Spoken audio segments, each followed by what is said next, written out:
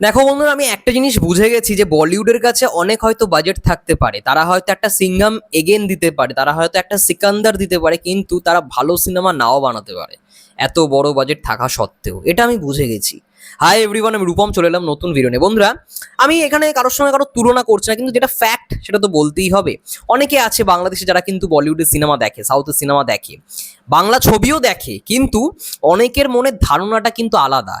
অনেকে বলবে হয়তো আজকে সালমান খান এত বছরের কেরিয়ারে অনেক ভালো ভালো বক্স অফিস দিয়েছে, অনেক বড় বড় বক্স অফিস দিয়েছে, তার জন্য তিনি মেগাস্টার, অবভিয়াসলি। এবং তার জন্যই সিকান্দার যে ব্যবসাটা করেছে, তিনি কিন্তু ইন্টারভিউতে, মানে সালমান খান কিছুদিন আগে ইন্টারভিউতে বলেছে যে আমার একটা বাজে ছবিও 200 কোটি মিনিমাম ব্যবসা করে। এবং সেটা কিন্তু প্রমাণ হচ্ছে এই সিকান্দার সিনেমাটা। কিচ্ছু নেই সিনেমাটার মধ্যে, কিন্তু তাও দেখো 178 কোটি টাকা ব্যবসা অলরেডি করে ফেলেছে মাত্র 7 দিনে। 178 কোটি টাকা, ভাবতে পারছো? এটা কিন্তু সালমান খান নিজেও জানে, কারণ তার স্টারডামটা এই লেভেলে। এবং তিনি জানেন যে তার সিনেমাটা এটা মিনিমাম 250 কোটি যাবে। এবার সিকান্দারের মতো সিনেমা, এটা অবশ্যই এটা একটা ডিজাস্টার সিনেমা, একদম ফ্লপ একটা সিনেমা, কারণ বাজেট হয়তো 300 সাড়ে 300 কোটি টাকার বেশি ওপরে। কিন্তু তাও দেখো, সালমান খান জানে, বা সবাই জানে যে সালমান খানের একটা ফালতু সিনেমা যেটার হয়তো গল্প নেই, তার সব থেকে বড় উদাহরণ হচ্ছে কিসিকা ভাই কিসিকা জান, তার মধ্যে যুক্ত হলো এই সিকান্দার। এই সিনেমাগুলো সেই ব্যবসাটা করে দেখাতে পারে, যেটা মিনিমাম এই 200 কোটি 250 কোটি, এটা মিনিমাম তার ব্যবসা হবেই হবে। এটা সালমান খানও জানে, বা সালমান খানকে নিয়ে যারা কাজ করে প্রডিউসাররা তারাও জানে। কিন্তু এটা আজকে সবাইকে বুঝতে হবে যে ব্যবসা করা মানেই একটা ভালো সিনেমা, যেই সিনেমা ব্যবসা করছে না সেটা বাজে সিনেমা। আমি না এটা কখনোই বিশ্বাস করি না যে একটা সিনেমা ভালো ব্যবসা করেছে মানেই সেটা ভালো সিনেমা হয়েছে। হ্যাঁ, এটা তখনই আমি মানবো যে সিনেমার মধ্যে একটা কন্টেন্ট ছিল।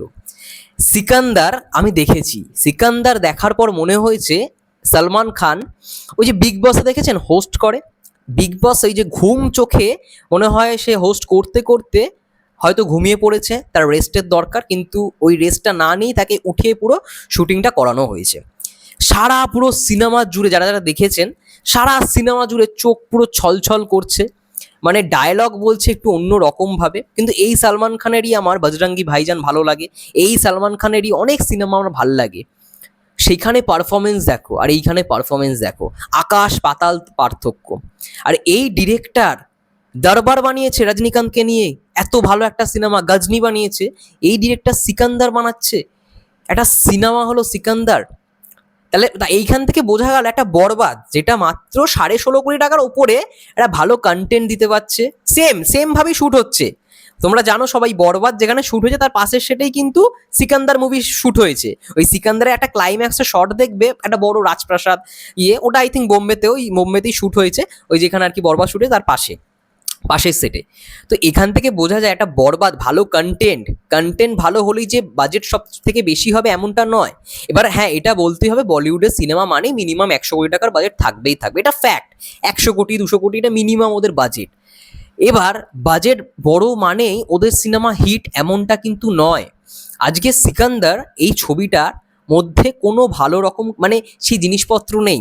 সিনেমাটা আমার সত্যি প্রথম থেকে ভালো লাগছিল, যেই একটা ঘটনা এলো 40 মিনিটের পর থেকে ওটা ভালো রকমভাবে ডেভেলপমেন্ট না করে, মানে কোথাও গিয়ে সব দিক থেকে বোরিং করে দিল।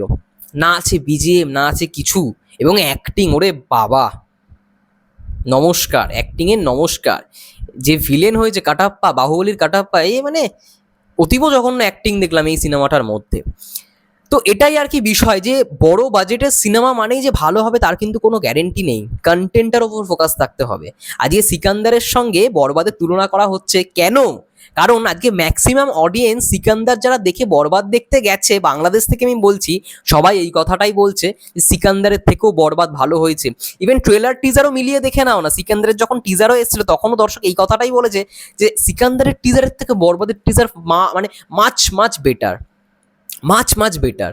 কারণটা একটাই, কারণ বরবাদের মধ্যে যা দেখেছে অডিয়েন্স, সেটা হয়তো বাংলায় আগে কখনো অডিয়েন্স দেখেনি। এবং হ্যাঁ, বরবাদের মধ্যেও কাজ করেছে অমিত আম্বারকার, সিকান্দারের মধ্যেও কাজ করেছে অমিত আম্বারকার, দুটোতেই প্রস্থেটিক মেকআপ আর্টিস্ট হিসেবে কাজ করেছে, এটা ভালো লাগার বিষয়। কিন্তু হ্যাঁ, এটা বলাটা দরকার যে সালমান খান মানেই সবসময় ভালো সিনেমাই হবে, সালমান খান মানেই হচ্ছে সবসময় ফাটিয়ে দেবে, এমনটা কিন্তু নয়। যদি ভালোই হতো, আমার সত্যি সিকান্দারের প্রতি অনেক এক্সপেকটেশন ছিল, যদি ভালোই হতো তাহলে কন্টেন্টটাও ভালো দেওয়ার ক্ষমতা রাখতো। কিন্তু ওদের সিনেমার কন্টেন্ট এখন যা দেখছি, যে সিংঘামের কথা বলি, এত সব কাস্ট অ্যান্ড ক্রিউ নিয়ে মানে একটা বড় সিনেমা, কে না বাকি নেই? অর্জুন কাপুরের পেছনে পুরো বলিউড, অক্ষয় কুমার, টাইগার শ্রফ, মানে বারে মিয়া ছোটে মিয়ার পুরো ইয়েটা, তারপর অজয় দেবগান তো মেন রয়েছে, তারপর ওইদিকে দীপিকা পাডুকোনকে অ্যাড করা হলো, তারপর রণবীর সিং, ঠিক আছে, বর বউকে নিয়ে নিল, আবার ওইদিকে যদি কথা বলি টাইগার শ্রফ আছে, মানে প্রত্যেকে একজনও কেউ বাদ নেই, তোমরা ভাবো। তো এরকম একটা সিনেমা করো, সেটাও কিন্তু ফ্লপ খাচ্ছে, ওটাও কিন্তু ডিজাস্টার হয়েছে, সিঙ্গামে কোনো কিন্তু ডিজাস্টার হয়েছে, ওটা কিন্তু সুপারহিট হয়নি।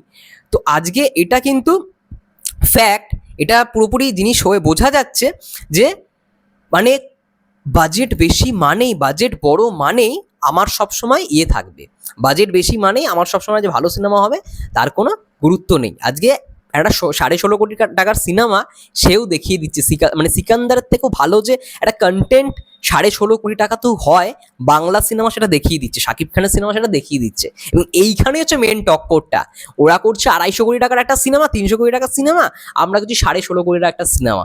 কিন্তু দেখো কন্টেন্টে দম কার বেশি, 16.5 কোটি টাকার সিনেমা, দুজনেই কিন্তু মেগাস্টার। তো যাই হোক, এটাই হচ্ছে মূলত বিষয়, যে সিকান্দার দেখার পরেও অডিয়েন্স বলছে সিকান্দারের থেকেও বরবাদ বেশি ভালো লেগেছে। কারণটা ওইটাই, content is the king, content is the ultimate king.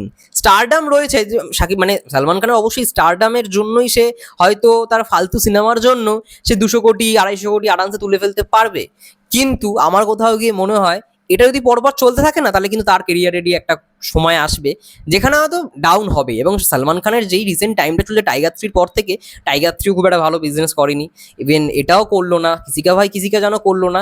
তো সময় ভাই খারাপ চলছে, এবং তাকে এবার স্ক্রিপ্ট চয়েসিং ভালো করতে হবে।